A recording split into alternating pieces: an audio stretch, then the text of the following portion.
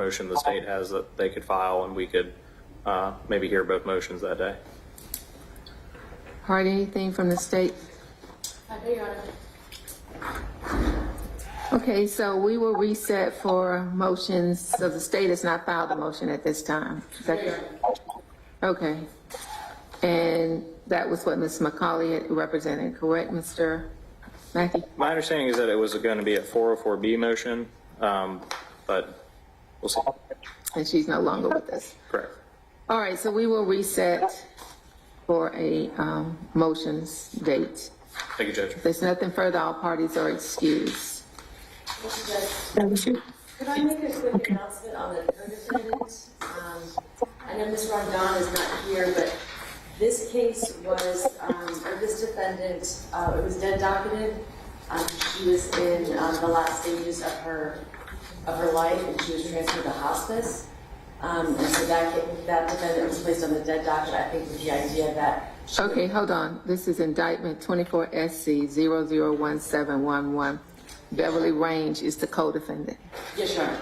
Okay, you may proceed. Ms. Range's case was placed on the dead docket due to her being transferred into hospice for end-of-life care. I think the idea with Ms. McCauley was that she would be null prost. And I would like to talk to Ms. Rondon to see just the status, if she's, how she's doing. But if this were to go to trial, I would imagine it's just going to be defendant position 7. Okay, I'm not sure why Ms. Rondon is not here. She's always here. So just reach out to her and get an update, and we will reschedule. Thank you, Your Honor. All right, thank you. Ms. Jones? Yes, Judge. They have an interpreter? Yes. All right. For Kevin Mercado.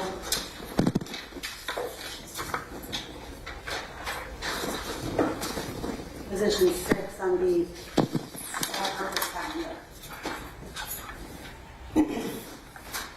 It is Kevin Mercado?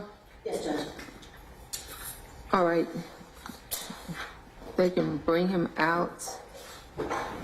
That's indictment 24 SC 004656.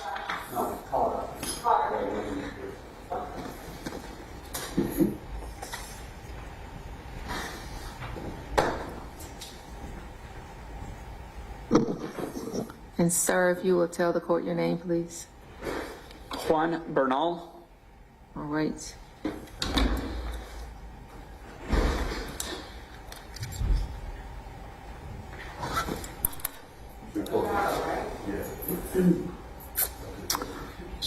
All right, sir, if you will raise your right hand, please.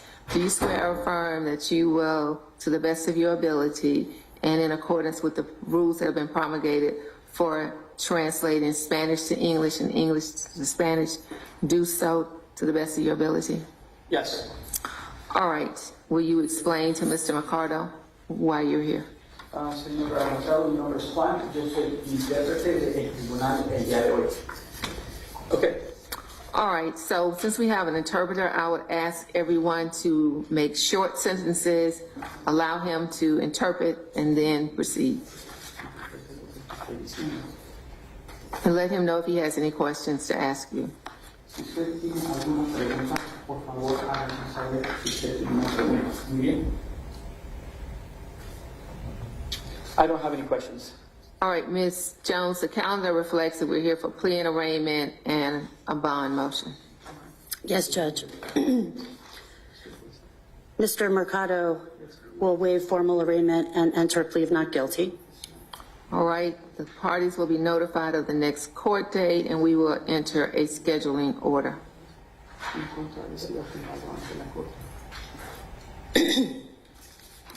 And as to bond, Judge, he currently has a bond in the amount of $15,000. $15,000? Yes, Judge. Okay. I'd ask for a reduction to $1,000. Mr. Mercado is 20 years old.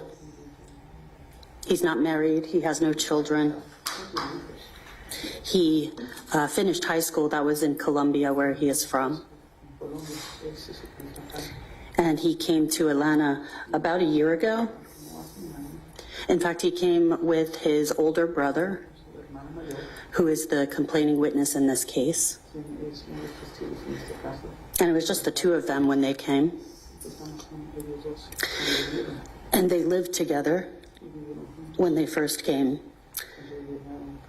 But then some friction arose over a woman.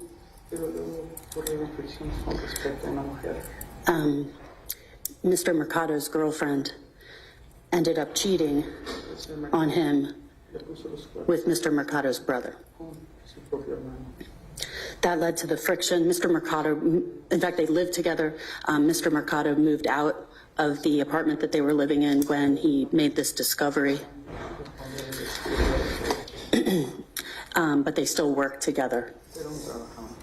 And they ended up fighting at their place where they worked, which was at the arena.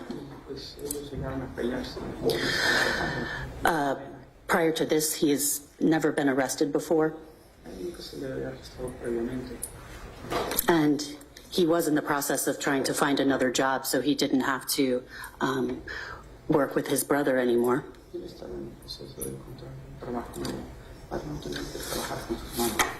Judge, his brother, this is before I even got on the case, wrote a letter. I'm not sure to whom, but I have filed it with the court. The upshot of the letter is that he is not in fear of his brother, that he wants his brother to be released, and that his preference is that the case be dropped. All right, anything from the state? Yes, Your Honor. Again, I did see the letter that Ms. Jones filed. However, without that being certified or an affidavit, it's otherwise hearsay. We have gone ahead and attempted to contact Mr. Mercado's brother. Now, of course, it's much like a domestic violence situation where a victim will generally change their tune after someone's been arrested. However, it is on video in the hospital after Mr. Mercado stabbed his own brother in the chest, almost killing him. That he was a violent person, that this is over a woman. We could have just talked about it.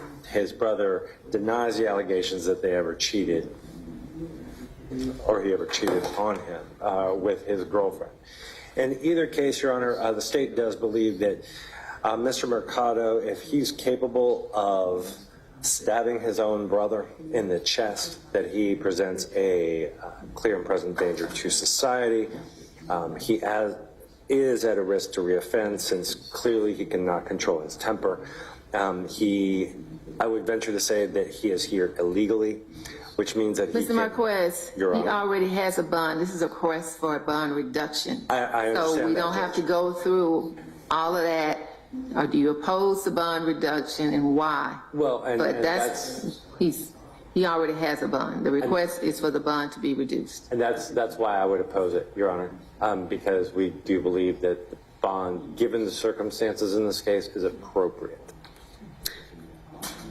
If I may, Judge, it appears from the photographs that I was served that that he was injured under his arm, so not in the chest, but under. It looks to be under his left arm, and there was no threat to his life. He didn't almost die. I think that's an inaccurate way to describe the nature and the extent of the injuries. Has anybody produced medical records? No, Judge. In fact, I don't even have a police report. We've requested them. I have a warrant, is all that is. Yep, this incident happened back in July. So the medical records at this point should be available.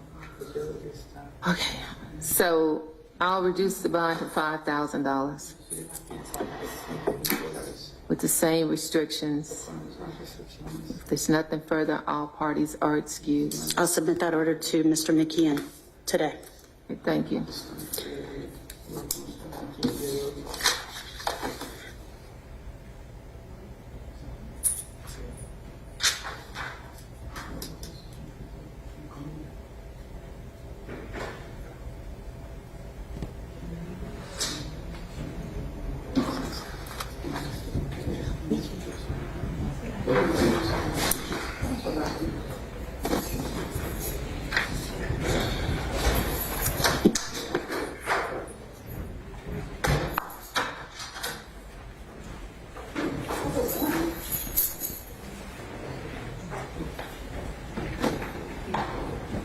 Mr. Sharp, ready?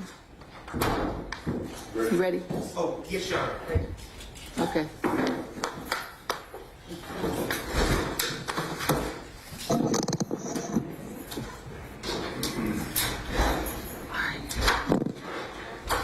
So we're back on the final plea calendar with indictment number 1, 22 SC 181814, Shannon Jackson. His attorney is present, and the state is represented as well. We also have indictment 22 SC 185532 and indictment 23 SC 188183. Your Honor, before we get started, may I approach with something off the record? State has to approach as well. So that-